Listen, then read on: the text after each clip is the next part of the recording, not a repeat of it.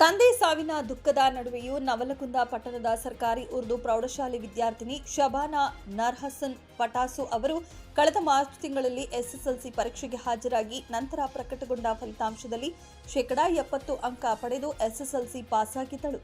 ಸದಾಕಾಲ ಬಡವರು, ಹಿಂದುಳಿದವರು, ಮಹಿಳೆ, ಮಕ್ಕಳ ಬಗ್ಗೆ ಅತೀವ ಕಾಳಜಿ, ಕಳಕಳಿ ತೋರಿರುವ ಜಿಲ್ಲಾಧಿಕಾರಿ ದಿವ್ಯಾಪ್ರಭು ಅವರು ಪರೀಕ್ಷೆ ದಿನದಂದೇ ತಂದೆ ನಿಧನರಾದರೂ ನೋವಿನಲ್ಲೂ ಅಂದಿನ ಪರೀಕ್ಷೆಗೆ ಗೈರಾಗದೆ ಪರೀಕ್ಷೆ ಬರೆದು ಇತರರಿಗೆ ಮಾದರಿಯಾಗಿರುವ ನವಲಗುಂದ ಶಬಾನಾಳ ಮನೆ ಬಾಗಿಲಿಗೆ ಹೋಗಿ ಅವಳನ್ನ ಬೆನ್ನು ತಟ್ಟಿ ಪ್ರೋತ್ಸಾಹಿಸಿದ್ದಾರೆ. ಈ ವಿದ್ಯಾರ್ಥಿನಿ ಸೋಮವಾರ ಧಾರವಾಡ ಜಿಲ್ಲಾ ಪಂಚಾಯಿತಿಗೆ ಆಗಮಿಸಿ ಜಿಲ್ಲಾ ಉಸ್ತುವಾರಿ ಸಚಿವರಾದ ಸಂತೋಷ್ ಲಾಡ್, ವಿಧಾನ ಪರಿಷತ್ ಸರ್ಕಾರಿ ಮುಖ್ಯ ಸಚೇತಕರಾದ ಸಲೀಂ ಅಹಮದ್, ಶಾಸಕ ಎನ್ಎಚ್ ಕೋನಾರೆಡ್ಡಿ, ಜಿಲ್ಲಾಧಿಕಾರಿ ದಿವ್ಯಾಪ್ರಭು, ಉಪವಿಭಾಗಾಧಿಕಾರಿ ಶಾಲಂ ಹುಸೇನ್, ಡಿಡಿಪಿಐ ಕೆಳದಿಮಠ ಅವರನ್ನ ಭೇಟಿ ಮಾಡಿ ಸಿಹಿ ತಿನಿಸು ನೀಡಿ ಕೃತಜ್ಞತೆ ಸಲ್ಲಿಸಿದಳು. ಕಳೆದ ಮಾರ್ಚ್ 26ರಂದು ಜಿಲ್ಲಾಧಿಕಾರಿಗಳು, ಶಾಸಕರು ಹಾಗೂ ನವಲಗುಂದ ತಹಶೀಲ್ದಾರ್, ಪುರಸಭೆ ಮುಖ್ಯಾಧಿಕಾರಿ ಶಬಾನಾ ಮನೆಗೆ ಭೇಟಿ ನೀಡಿ ಪರೀಕ್ಷೆ ಬರೆದ ವಿದ್ಯಾರ್ಥಿನಿಗೆ ಧೈರ್ಯ ತುಂಬಿದ್ದರು. ಸದ್ಯ ಶಾಸಕ ಎನ್ಎಚ್ ಕೋನಾರೆಡ್ಡಿ ಅವರು ಪುರಸಭೆಯಿಂದ ನೀಡುತ್ತಿರುವ ಆಶ್ರಯ ನಿವೇಶನ ಮಂಜೂರಿ ಮಾಡಿ ಫಲಾನುಭವಿ ಪಾಲಿನ 1 ಲಕ್ಷ ಹಣವನ್ನ ಸರ್ಕಾರಕ್ಕೆ ತುಂಬಿ ಮನೆ ಕೆಲಸ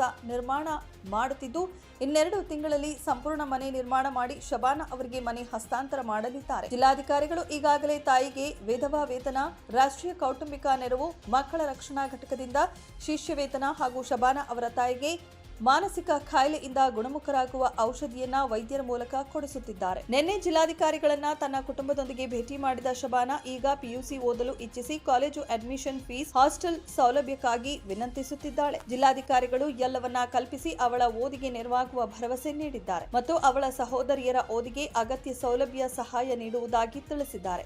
ಈ ಸಂದರ್ಭದಲ್ಲಿ ಜಿಲ್ಲಾ ಪಂಚಾಯತ್ ಮುಖ್ಯ ಕಾರ್ಯನಿರ್ವಾಹಕ ಅಧಿಕಾರಿ ಭುವನೇಶ್ ಪಾಟೀಲ, ನವಲಗುಂದ ತಹಶೀಲ್ದಾರ ಸುಧೀರ ಸಾಹುಕಾರ, ಪುರಸಭೆ ಮುಖ್ಯಾಧಿಕಾರಿ ಎಸ್ಪಿ ಪೂಜಾರ, ಕ್ಷೇತ್ರ ಶಿಕ್ಷಣಾಧಿಕಾರಿ ಎಸ್ಪಿ ಮಲ್ಲಾಡ, ವಾರ್ತಾ ಇಲಾಖೆಯ ಡಾಕ್ಟರ್ ಎಸ್ಎಂ ಹಿರೇಮಠ ಹಾಗೂ ಇತರರು ಉಪಸ್ಥಿತರಿದ್ದರು.